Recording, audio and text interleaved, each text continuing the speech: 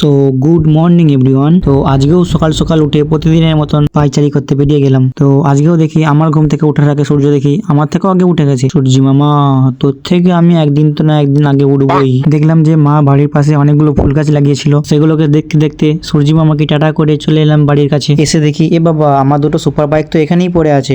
ये हैं तारा और सितारा। তারপর চলে গেলাম সিঁড়ি দিয়ে উঠতে উঠতে আমার হাতে স্ট্যান্ডটাকে নিয়ে। আজ একটু নিজের প্রি ওয়েডিং এর শুট ছিল, আরে না মানে নিজের একটু শুট ছিল আর কি। তারপর ছাদে এসে দেখলাম উফ কি সুন্দর বাড়িটা, আরে বাড়ি তো নেই এখানে, মানে কি সুন্দর পরিবেশটা।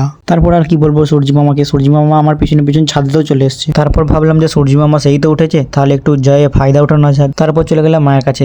মা দেখলাম এখন পর্যন্ত রান্না করছে। এ বাবা, আজকে তো ঘুগনি হচ্ছে, আজকে তো এক হাঁড়ি মুড়ি খেয়ে নেবো, না এক জামবাটি, না না না এক থালা তো খেয়েই নেবো।